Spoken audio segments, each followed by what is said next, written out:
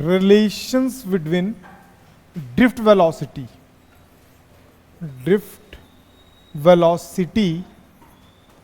and current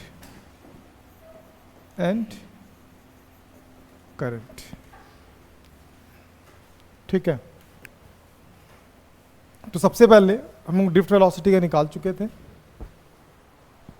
ध्यान से देखोगे। ड्रिफ्ट, सब अपना कॉपी थोड़ा बंद कर देना प्लीज, सब अपना कॉपी बंद कर देना, ठीक है। ड्रिफ्ट वेलोसिटी का फॉर्मूला बताओ जो लास्ट में हम लोग निकाले थे, जल्दी बताओ। हाँ हाँ, बहुत बढ़िया है। जो वो बोल रहा है उसको हमेशा याद रखना, ड्रिफ्ट वेलोसिटी का वही फार्मूला होता है। बहुत बढ़िया, ए एक्सेलरेशन टाउ बाय एम, बहुत बढ़िया, अमेजिंग, बेहतरीन है वो, ठीक है, बेहतरीन है वो, लाजवाब है? छोड़ना, वैसे ही है, कुछ भी बोल देता है। तो ये समझ में आ गया। तो ये हमने निकाल रखा था। अब करंट डेंसिटी का भी हम लोग, करंट और ड्रिफ्ट वेलोसिटी में भी रिलेशन हम लोगों ने पढ़ रखा है ना, पहले भी पढ़े ना हम लोग, पहले फॉर्मूला।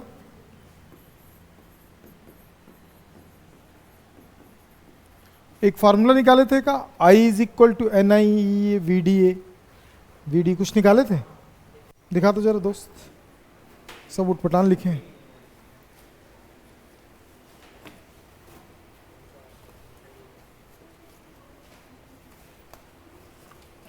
कॉपी बड़ा गंदा बनाया, लेकिन तुम दिखाओ यार, लाइन से दिखा, लास्ट क्लास का दिखाओ, तुम दिखाओ लास्ट क्लास का, कॉपी तो दिखा ना मेरे को, मैं देख लूंगा। लास्ट कंप्लीट नहीं है, क्यों क्यों देखे नहीं थे?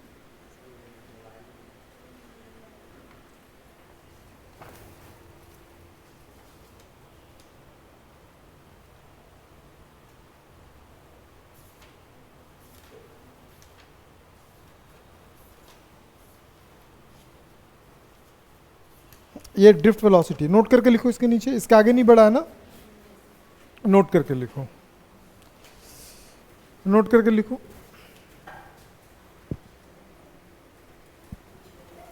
This formula for drift velocity, this formula for drift velocity, वो सिर्फ ड्रिफ्ट वेलोसिटी को डिफाइन करेगा। करंट के लिए अब हम निकालने वाले हैं,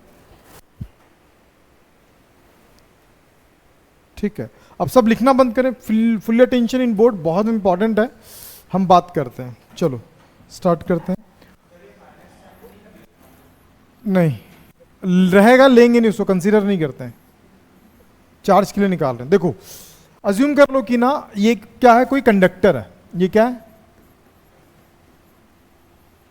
कंडक्टर। कंडक्टर में बहुत सारे क्या होते हैं, फ्री इलेक्ट्रॉन्स होते हैं, और सब क्या करते हैं, अलाइन हो जाते हैं एक लाइन में, पता है ना, in the influence of electric field, ऐसा हमने पढ़ा पहले भी, बोलो ना, हाँ ऐसा हमने पहले भी पढ़ा है।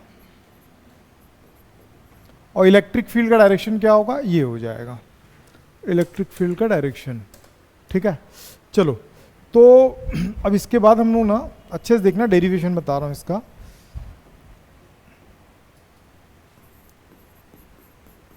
सपोज n इलेक्ट्रॉन बताया था क्या, कितना फ्री होता है, कितना स्पीड से मूव करता है, बता दिया था ना। इलेक्ट्रॉन प्रेजेंट्स इन पर यूनिट वॉल्यूम, मान लो, कॉपी बंद करो और पूरा ध्यान लगा दो बोर्ड पे। एक कंडक्टर है, कंडक्टर वायर में एक, मतलब यूनिट वॉल्यूम का मतलब क्या होता है कि अगर मैं क्या करता हूँ, एक क्यूब देता हूँ आपको ना, क्या देता हूँ, एक क्यूब दे दिया, और क्यूब का जो साइड है ना वो 1-1 मीटर का है। कितने मीटर का है पूरा, मतलब लेंथ भी 1 मीटर, ब्रेड्थ भी 1 मीटर, समझ में आ रहा। क्यूब, जो रूबिक्स क्यूब खेलते हैं बच्चे लोग, अच्छा वो जो रूबिक्स क्यूब खेलते हैं ना, उनमें से एक को आप निकालना, किसको निकालना, एक को, एक ब्लॉक को निकालोगे तो वो 1 सेंटीमीटर का दिखाएगा, वो क्या बताएगा, एक यूनिट वॉल्यूम बताएगा, वो क्या बताएगा, एक यूनिट वॉल्यूम बताएगा। उस एक यूनिट वॉल्यूम में, आगे जाओ, एक यूनिट वॉल्यूम में जितने इलेक्ट्रॉन प्रेजेंट होंगे उसी को अपन क्या बोलते हैं, सपोज n इलेक्ट्रॉन्स प्रेजेंट्स इन पर यूनिट वॉल्यूम। समझ में आ गया? और पूरे में निकालेंगे। अब इसका लेंथ मैं अज्यूम कर रहा हूं, बहुत इंपॉर्टेंट है, लेंथ L ले लेते हैं और क्रॉस सेक्शन एरिया कितना ले लेते हैं, क्रॉस सेक्शन एरिया कितना ले लेते हैं, A ले लेते हैं, और कंप्लीट लेंथ कितना है, L है। ठीक है, देन द टोटल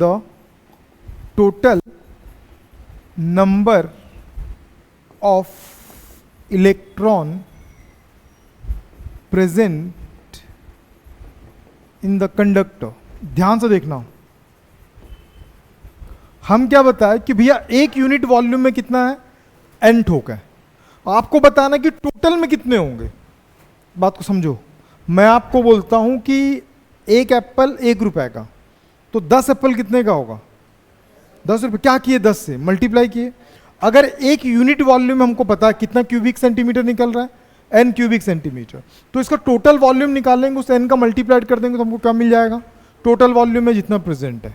नहीं समझ में आया, फिर से बताऊं, देखो एक यूनिट वॉल्यूम में जितने इलेक्ट्रॉन्स हैं, एक यूनिट वॉल्यूम में जितने इलेक्ट्रॉन्स हैं, उसको अपन क्या करेंगे, टोटल वॉल्यूम निकालेंगे। यूनिट का मतलब क्या होता है, एक यूनिट वॉल्यूम।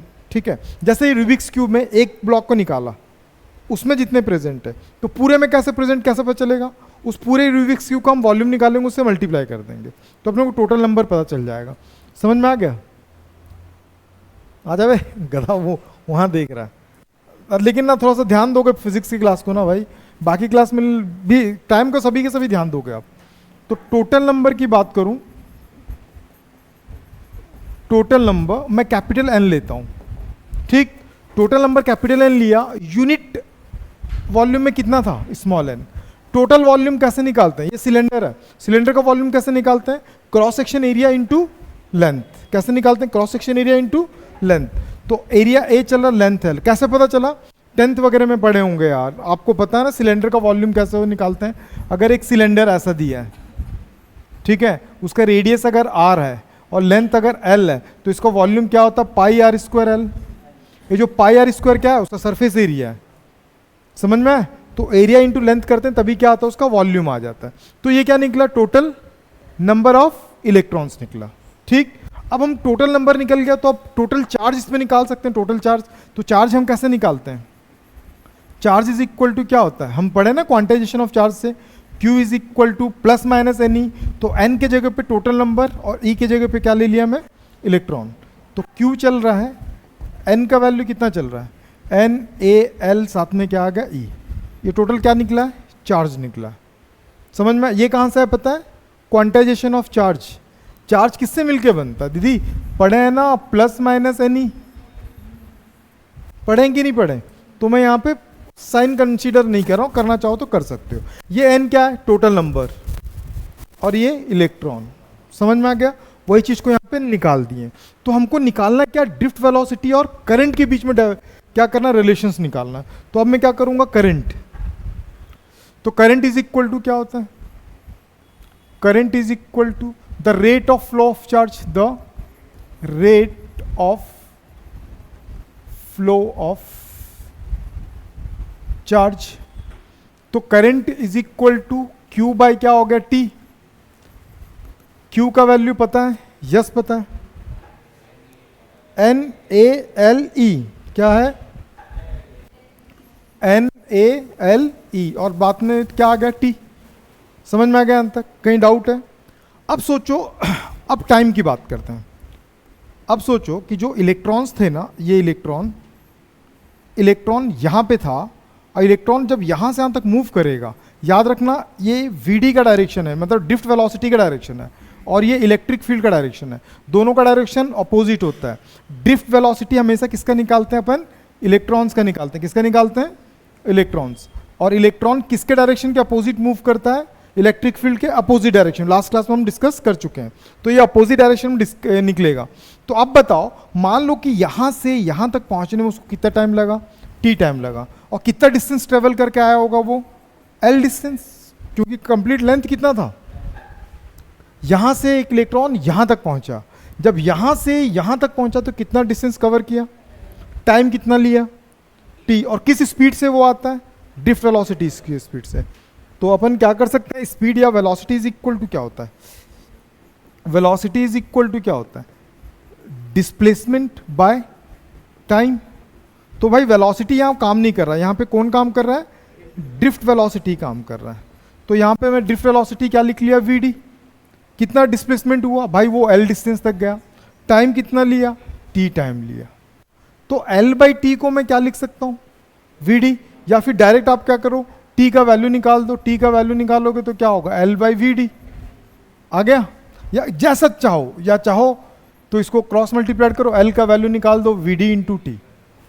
कोई भी एक वैल्यू ला के रख दो इस इक्वेशन में, equation number 1, putting the value in equation number 1, putting the value in equation number 1। तो I इज इक्वल टू क्या चल रहा है, एन ए एल ई, साथ में क्या चल रहा था, टी। तो मैं L का वैल्यू ला के रख रहा हूँ, एन ए, एल का value V D by T, और साथ में E और साथ में T कट गया। तो I इज इक्वल टू क्या होगा, N E A V D, रट डालो, ये फॉर्मूला बहुत इंपॉर्टेंट है। Relations between current and drift velocity के बीच में ये रिलेशंस फॉर्मूला है। कहीं डाउट बोलो, है डाउट तो एक बार देख लो, कहीं डाउट हो तो फिर पूछना मुझसे। गुरु अच्छे से लिखने तो अभी नहीं है, सबका कॉपी कंप्लीट है, मैं उम्मीद करता हूँ कॉपी कंप्लीट होगा। थोड़ा सा बचे रहने दो, बाकी कंप्लीट जिसका है हो जाने दो। देख लो भाई, किसी को डाउट है पूछो, कुछ भी नहीं है यार। अपन एन इलेक्ट्रॉन्स, एक यूनिट एरिया, यूनिट वॉल्यूम में कितना था, एन था। तो टोटल वॉल्यूम में निकालने के लिए क्या करते हैं, टोटल वॉल्यूम से मल्टीप्लाई कर दो तो टोटल आ गया। तो चार्ज निकाले, चार्ज से हम क्या निकाल लेंगे, करंट निकाल दे। करंट का क्यू बाई टी होता है, क्यू का वैल्यू हमने निकाल रखा था, टी हो गया। टी का वैल्यू कहाँ से निकाले, स्पीड से ला के रख दिए। I is equal to N I V D. Doubt है कहीं पे, गुरु दीदी जिसको डाउट है पूछो अभी के अभी, यहां से देख लो अच्छे से, ज्यादा टाइम मत लगाओ। देखो तुमको कहीं भी डाउट है पूछो तुम। फिर से एक बार बता दूं, देखो दीदी नहीं समझ में बन जाएगा, कितने लोग इसको बिना देखे बना लेंगे। कुछ नहीं करना, पहले एन पता अपने को, यूनिट वॉल्यूम में कितना है, एन है। अगर टोटल वॉल्यूम में निकालना होगा तो क्या करेंगे, वॉल्यूम से मल्टीप्लाई कर देंगे। उससे क्या होगा, चार्ज निकालेंगे। चार्ज के लिए हमको क्या चाहिए था, एन, ये निकल गया, ला के रख दिए। हमको करंट निकालते हैं चार्ज से, कैसे, क्यू बाई टी। क्यू का वैल्यू पता चल गया, टी रखेंगे। अगर यहाँ से यहाँ तक इलेक्ट्रॉन को जाने में कितना टाइम लग रहा है, टी टाइम। कितना डिस्टेंस कर रहा है और किस स्पीड से आ रहा है वो, वी के स्पीड से। तो वहाँ से हम वी का वैल्यू निकाल कर आके रखे और सॉल्व कर दी तो इतना आ गया। और बहुत इंपॉर्टेंट है बोर्ड के पर्सपेक्टिव से। डन यहाँ तक, हाँ जी। देखो दीदी कुछ नहीं करना था, यहाँ एल का वैल्यू दिख रहा है, आप अच्छे से देखो हाँ, कहीं पे भी ये एल का वैल्यू दिख रहा है। इस एल के वैल्यू को यहाँ पे ला के रख दियो, बस यहीं पे ला के रख दो। एल का वैल्यू को ला के रख दोगे तो ये आ गया। एल का वैल्यू क्या था, वी डी टी कट गया तो जो बचा वही होगा। ठीक, एक और बहुत इंपॉर्टेंट रिलेशन है वो भी ध्यान रखना।